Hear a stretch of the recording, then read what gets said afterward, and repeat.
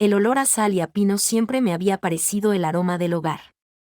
No de mi hogar actual, un aséptico apartamento en el piso 17 de un edificio de cristal y acero en la ciudad, un lugar que siempre olía al limpiador con aroma a limón que usaba nuestra empleada y a la incansable ambición de mi marido.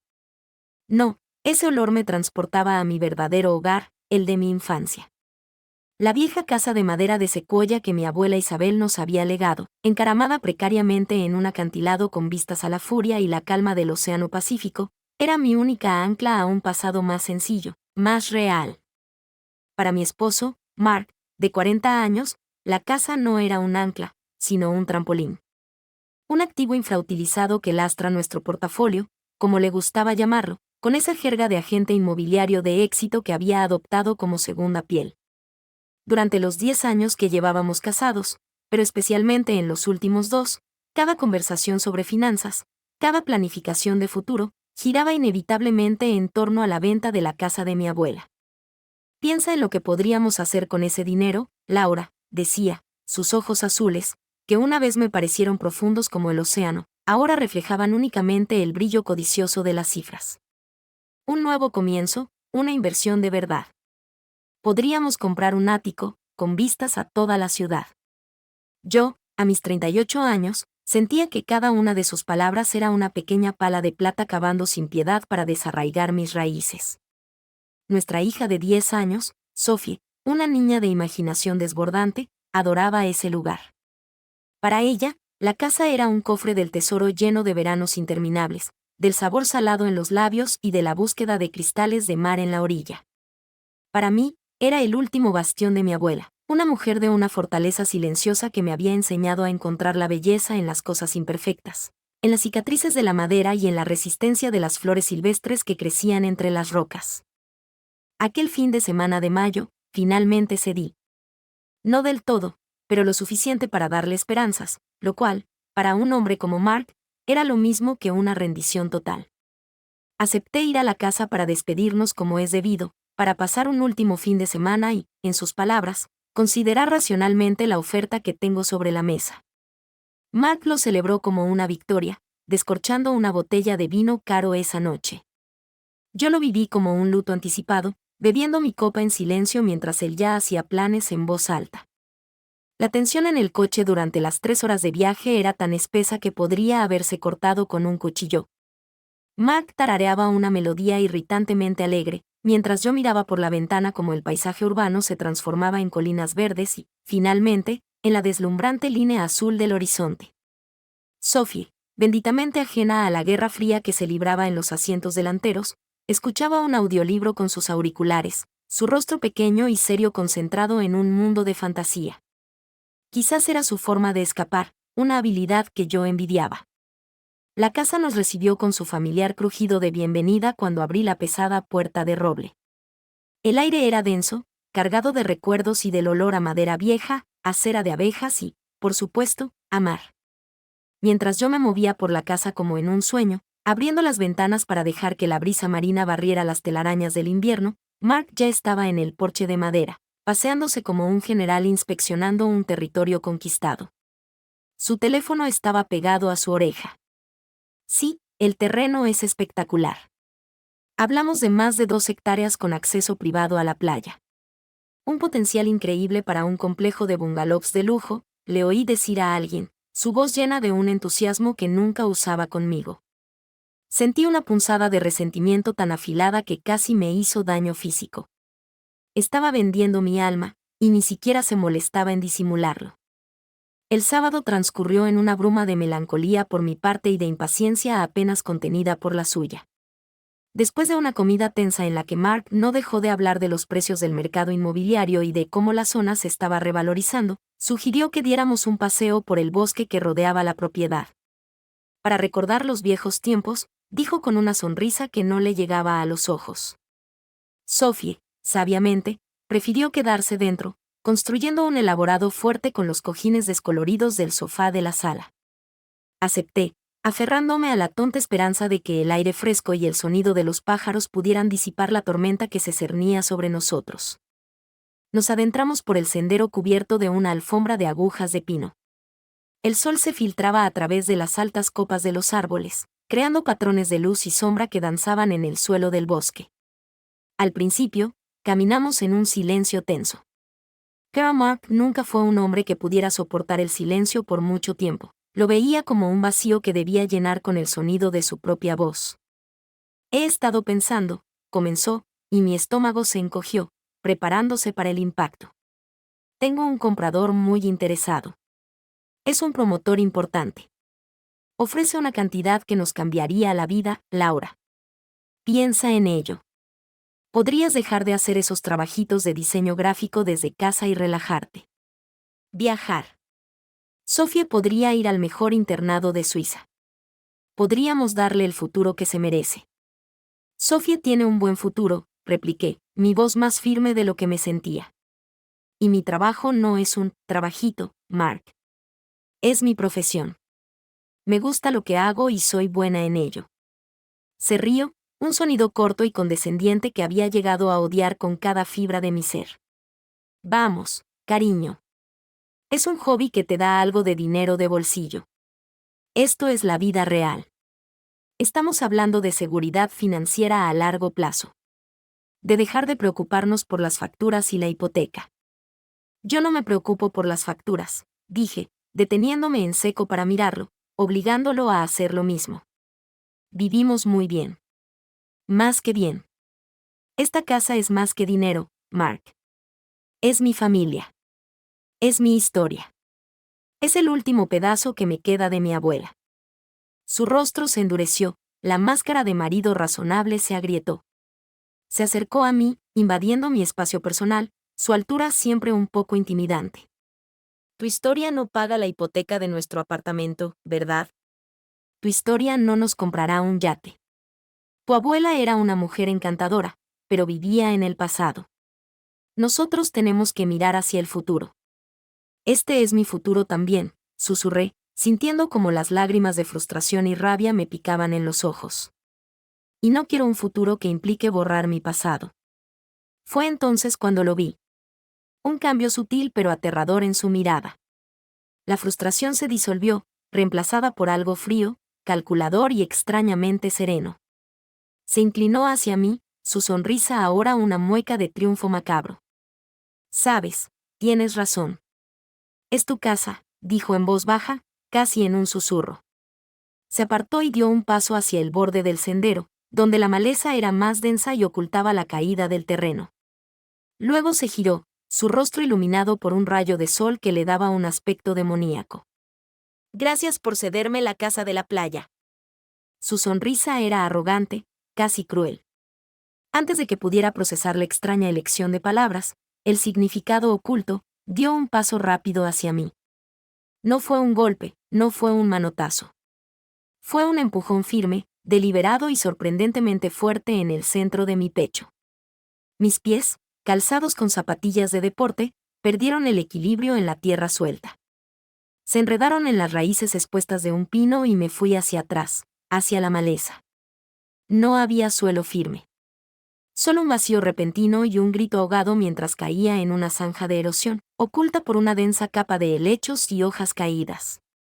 Aterricé con un golpe sordo y un dolor agudo y cegador en el tobillo izquierdo que me subió por toda la pierna. El aire se escapó de mis pulmones en un silbido.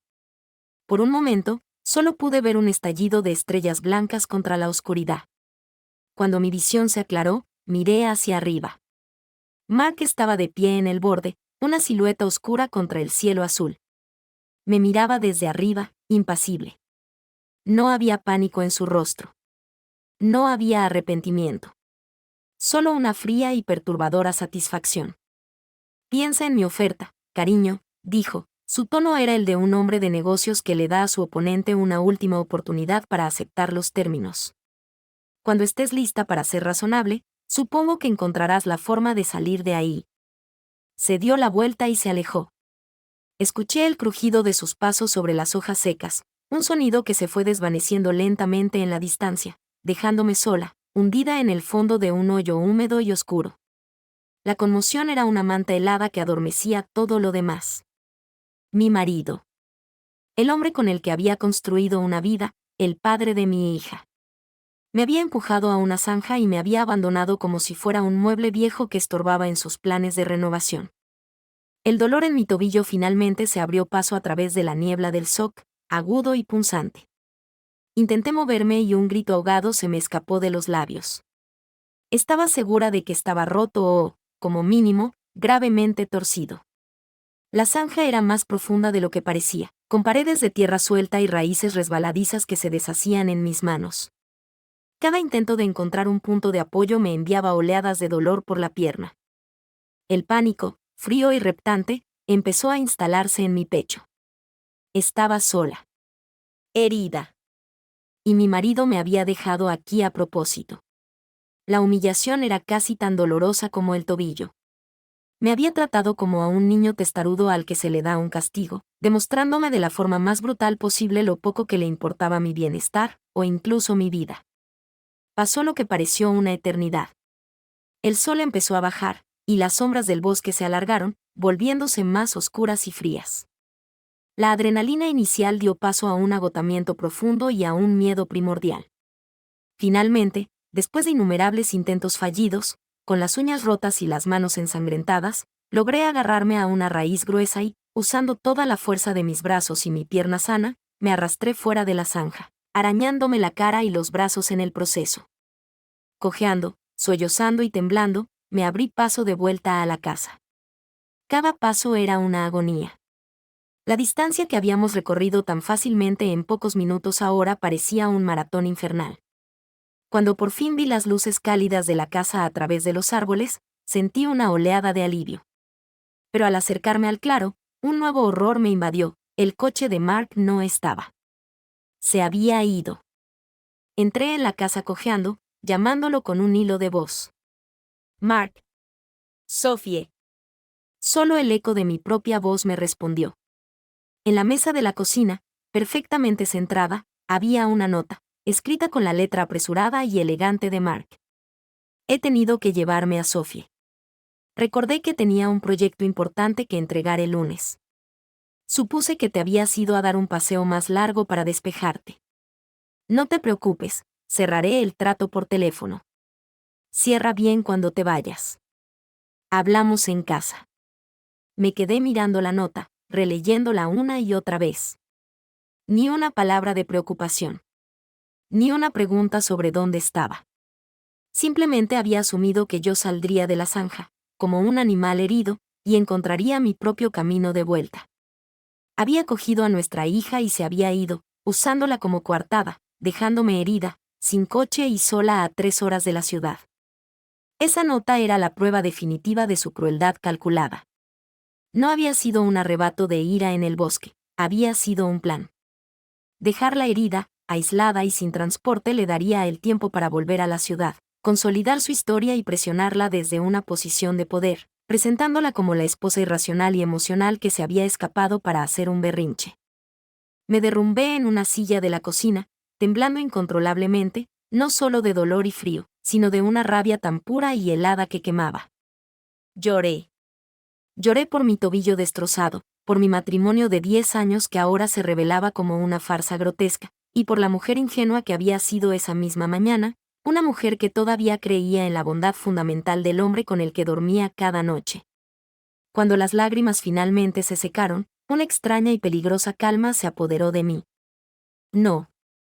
No iba a volver a casa cojeando, para enfrentarme a su falsa preocupación y a sus mentiras. Algo se había roto para siempre en el fondo de esa zanja, y no había sido solo mi tobillo. Busqué mi teléfono en el bolsillo de mi chaqueta. La pantalla estaba rajada, pero funcionaba. Mi primer impulso fue llamar a la policía, denunciarlo por agresión y abandono. Pero, ¿qué les diría? ¿Que mi marido me había empujado durante una discusión? Él diría que tropecé, que me fui enfadada. Sería mi palabra contra la suya, la de un exitoso hombre de negocios contra la de una mujer emocional. Necesitaba algo más. Necesitaba pruebas. Necesitaba un plan. En lugar de eso, llamé a mi mejor amiga, Ana. Una abogada ferozmente inteligente que me había advertido sutilmente sobre el carácter controlador de Mark durante años. Le conté una versión cuidadosamente editada de la historia, omitiendo el empujón por ahora. Le dije que me había resbalado en el bosque, que me había torcido gravemente el tobillo y que Mark, pensando que yo estaba bien, había tenido que llevarse a Sophie de vuelta a la ciudad por una emergencia escolar. La mentira me supo a ceniza en la boca, pero era necesaria. Le pedí que pasara por mi casa al día siguiente con cualquier excusa para ver a Sophie, para asegurarse de que estaba bien, sin revelarle a Mark que había hablado conmigo. Ana, que podía leer entre líneas mejor que nadie, sintió la angustia y el pánico en mi voz. No te preocupes, Laura. Considera que está hecho. ¿Necesitas que vaya a buscarte? No todavía, le dije. Necesito pensar. Los siguientes días fueron un borrón de dolor físico y una creciente claridad mental. Encontré un viejo vendaje elástico y unas tablillas de madera en el polvoriento botiquín de primeros auxilios de mi abuela y me entablillé el tobillo lo mejor que pude. Me movía por la casa cojeando, apoyándome en los muebles, en las paredes que parecían susurrarme historias de resiliencia. El aislamiento forzado se convirtió en un santuario. Por primera vez en una década, no había nadie que me dijera qué pensar, qué sentir o qué hacer. Estaba sola con mis pensamientos, mi dolor y los fantasmas protectores de esa casa. El martes por la tarde, el aburrimiento y la necesidad de una distracción me llevaron al viejo escritorio de roble de mi abuela en el pequeño estudio que daba al mar. Era una pieza maciza, llena de recovecos y cajones secretos que habíamos buscado en vano cuando éramos niños. Mientras limpiaba el polvo de uno de los cajones inferiores, mis dedos tropezaron con una pequeña irregularidad en la madera del fondo. No era un nudo. Era una pieza suelta. Presioné con cuidado y una sección del fondo del cajón saltó con un suave clic, revelando un compartimento secreto que había permanecido oculto durante décadas. Mi corazón dio un vuelco. Dentro, envuelto en papel de seda amarillento, había un paquete de cartas atadas con una cinta de seda azul descolorida y un grueso libro de contabilidad encuadernado en cuero verde oscuro. Mi nombre, Laura, estaba grabado en una pequeña placa de latón en la cubierta del libro. Con manos temblorosas, desaté la cinta. Las cartas eran de mi abuelo Ricardo a mi abuela Isabel, fechadas en los años 60. Las leí con avidez, una tras otra, descubriendo una historia familiar que nadie se había molestado en contarme. Mi abuelo, a quien yo recordaba como un hombre de negocio serio, imponente y exitoso, había estado al borde de la ruina. Una mala inversión en una empresa que resultó ser un fraude lo había dejado con deudas masivas que amenazaban con llevárselo todo por delante. En sus cartas, escritas desde una ciudad lejana mientras intentaba desesperadamente arreglar el desastre, le suplicaba perdón a mi abuela, prometiéndole que lo arreglaría de alguna manera, aunque le costara la vida. Pero la verdadera, la asombrosa revelación, estaba en el libro de contabilidad. No era de mi abuelo. La caligrafía era la de mi abuela Isabel, elegante, precisa y firme. La primera página comenzaba con una sola entrada, herencia de la tía Elvira, seguida de una suma modesta. Lo que seguía era un registro meticuloso y brillante de décadas de inversiones inteligentes y audaces. Acciones en empresas tecnológicas emergentes de los años 70, bonos del Estado comprados en épocas de recesión, pequeñas propiedades inmobiliarias en zonas que más tarde prosperarían. Mi abuela, la mujer tranquila y hogareña que yo recordaba horneando galletas de jengibre y cuidando su jardín de rosas con una paciencia infinita, había sido una genio financiera en secreto. Había tomado esa pequeña suma y, con inteligencia y nervios de acero, la había convertido en una fortuna considerable, salvando a su familia de la ruina sin que su orgulloso marido lo supiera jamás. Había pagado sus deudas de forma anónima a través de un abogado, haciéndole creer que uno de sus antiguos socios había decidido ayudarle. La última página del libro me dejó sin aliento y con los ojos llenos de lágrimas. No era una columna de números, sino una nota, una carta dirigida a mí. Para mi nieta, mi querida Laura, comenzaba. Si estás leyendo esto, es porque has encontrado mi pequeño secreto. Esta casa fue mi primera compra inteligente, el cimiento sobre el que construí todo lo demás.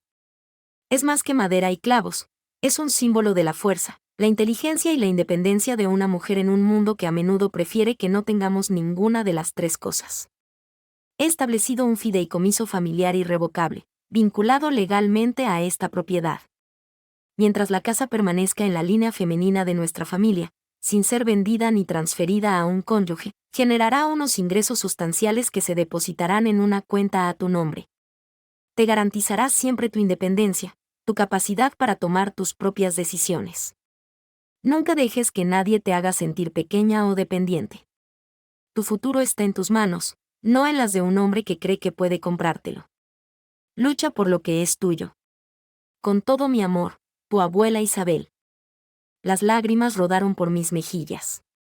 Eran lágrimas de gratitud, de asombro, de una conexión profunda y poderosa con la mujer que creía conocer. Mark no tenía ni idea. Él veía una propiedad vieja y un obstáculo para sus ambiciones. No veía el legado, la protección, la armadura financiera que mi abuela había forjado para mí. Su intento de arrebatarme la casa no era solo un acto de codicia, sino un intento de despojarme de un poder que ni siquiera él sabía que yo poseía. Una nueva determinación, fría como el acero, se apoderó de mí. Ya no era la víctima tiritando en el fondo de una zanja. Era la nieta de Isabel. El viernes por la mañana, mi teléfono sonó. Era Ana. Laura, tienes que saberlo. Mark va para allá. Lo sé porque me llamó ayer para pedirme que le recomendara un tasador de urgencia. Dijo que, finalmente habías entrado en razón. Le di el nombre de un colega al que alerté. Mark acaba de llamar a mi contacto para confirmar que se reunirá con él y con un posible comprador en la casa de la playa a las 2 de la tarde. Le dijo a Sophie que iba a preparar la casa para las fotos del anuncio. Gracias, Ana. Eres la mejor, dije, mi voz tranquila y fría. Estaré lista. Me preparé para la batalla. Me di un largo baño caliente, ignorando el dolor punzante de mi tobillo. Rebusqué en el armario del dormitorio de mis padres y encontré un vestido de lino blanco que mi madre había dejado allí, sencillo pero elegante. Me peiné el pelo y me puse el único adorno que había en el joyero de mi abuela, un sencillo broche de plata en forma de concha. Luego, me senté en el sillón favorito de mi abuela en la sala de estar, el que tenía las mejores vistas del océano.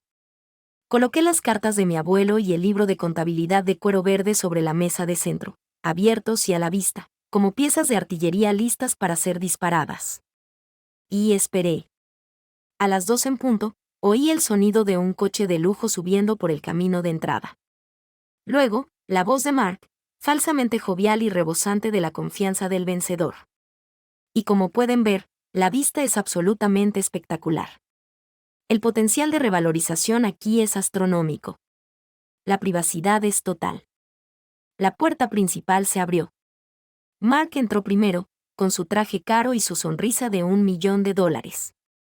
Le seguían dos hombres de aspecto serio, uno claramente un tasador con su portapapeles y el otro, un hombre mayor de aspecto adinerado, el comprador. Mark comenzó su discurso de venta, gesticulando hacia las grandes ventanas con un ademán grandilocuente. Imaginen esto con una renovación moderna, paredes de cristal de suelo a techo, una terraza infinita que se funda con el océano. Entonces me vio. Se detuvo en seco, con la mano a medio gesto. Su rostro pasó del bronceado seguro de sí mismo a un blanco ceniciento en cuestión de segundos. El color desapareció de su cara como si alguien hubiera abierto un desagüe. Los otros dos hombres siguieron su mirada petrificada y se quedaron en silencio, sintiendo la repentina caída de la temperatura en la habitación. Laura, tartamudeó, la palabra apenas un soplo de aire. ¿Qué haces aquí? Pensé que... No le dejé terminar. No le respondí directamente. Mantuve la calma, mi mirada fija y helada en él. Caballeros, dije, mi voz clara y resonante en la sala repentinamente silenciosa.